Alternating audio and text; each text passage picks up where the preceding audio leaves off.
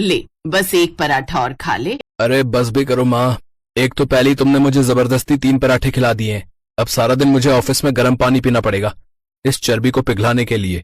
चुप कर तू, कोई मोटा नहीं होता इतने से पराठों से। अच्छा, वैसे मैं कह रही थी कि शादी के बारे में क्या सोचा है तूने? माँ अब तुम फिर से शुरू हो गई।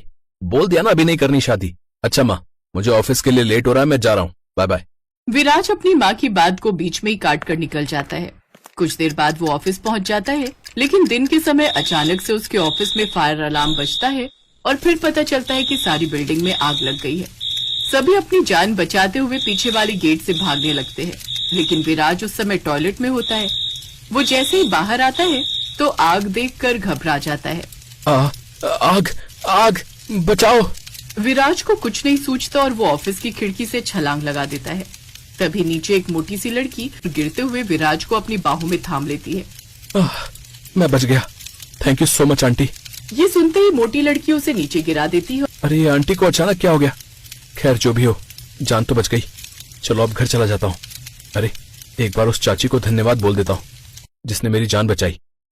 अरे ओ चाची, धन्यवाद मेरी जान बचाने के लिए।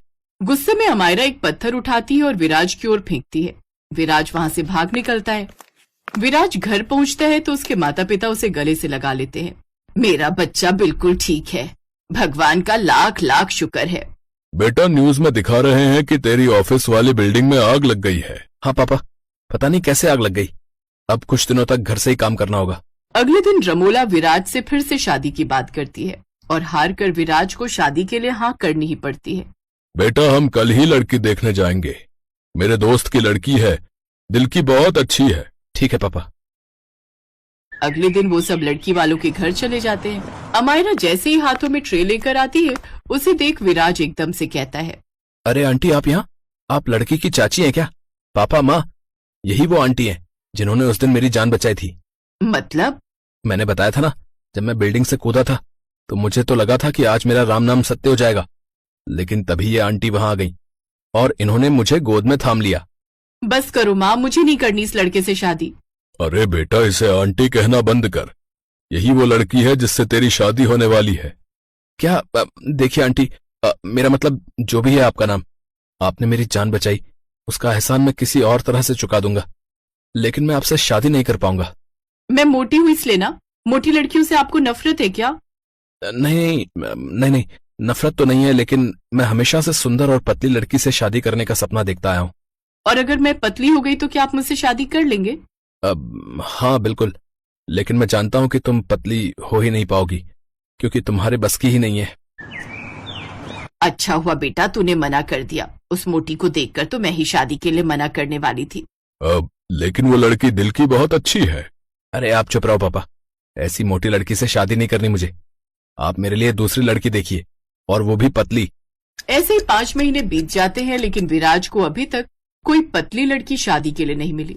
विराज ने अब वापस ऑफिस जाना भी शुरू कर दिया। एक रोज कोई रमोला के घर की डोरबेल बजाता है। आइए पंडित जी आइए, बताइए कोई लड़की मिली हमारे विराज के लिए? बड़ी मुश्किल से पूरे शहर में ये एक पतली लड़की मिली है।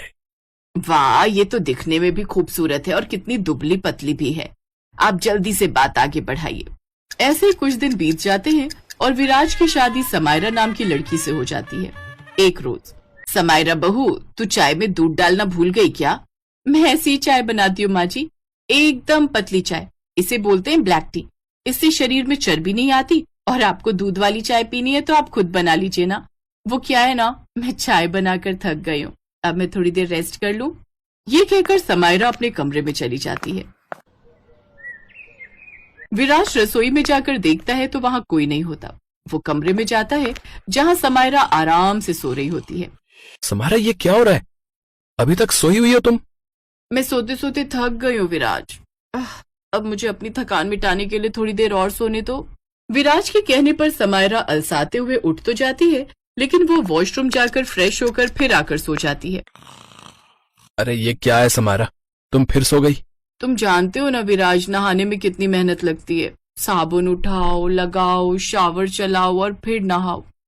इन सब में इंसान कितना थक जाता है। अब मुझे थोड़ी देर और सोने दो। विराज गुस्से में ऑफिस चला जाता है। कुछ देर बाद समायरा अलसाते हुए उठती है और रसोई में कुर्सी लगाकर बैठ जाती है। तभी रमोला वहां आती है। बहू, तू यहाँ कुर्सी लगाकर क्यों बैठी है? खाना नहीं बनाना क्या?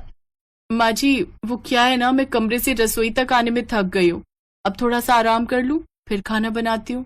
समायरा सबके लिए खाना बनाती है और जैसे ही खाना बनाकर वो अपने कमरे में जाने लगती है तो वो बेहोश होकर नीचे गिर जाती है। अरे रमोला, देखो बहू बेहोश हो गई। हे राम, ये क्या हो गया इसे? बाकी सब काम के लिए तो काम वाली लगा रखी है, सिर्फ एक खाना बनाने का काम ही तो करती है, उसमें भी ये बेहोश हो गई। अब मेरी शक्ल क्या देख रहे हो? जाओ जाकर डॉक्टर को फोन करो।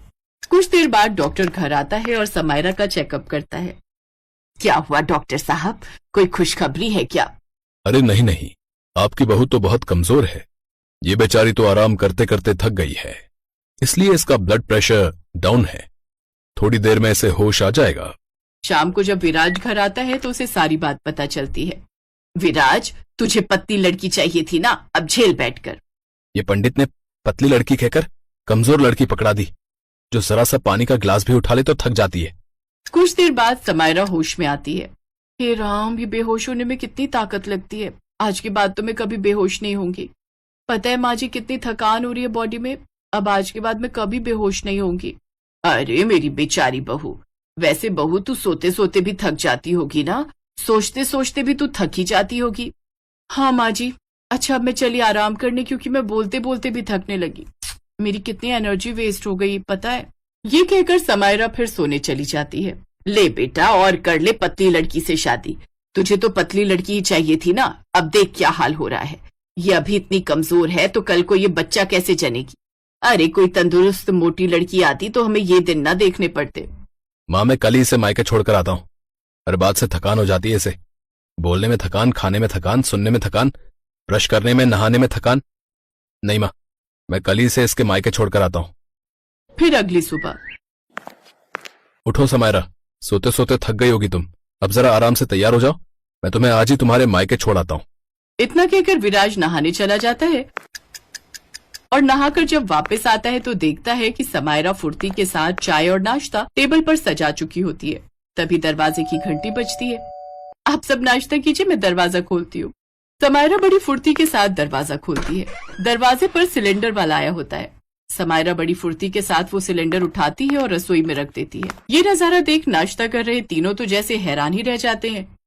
ये चमत्कार कैसे हुआ समायरा? जरा सी हवा लगने पर कागज के तिनके से भी तेज उड़कर गिरने वाली पतली कमजोर बहू में इतनी ताकत आखिर कहाँ से आ गई? इसका मतलब तुम इतने दिनों से ये सब नाटक कर रही थी? हाँ, और अब तो आपको समझ आ ही गया होगा कि पतली लड़कियां कितनी कमजोर होती हैं। मैं समायरा नहीं, अमायरा हूँ। सब लोग ये सुनकर हैरान रह जाते हैं। अमायरा तुम?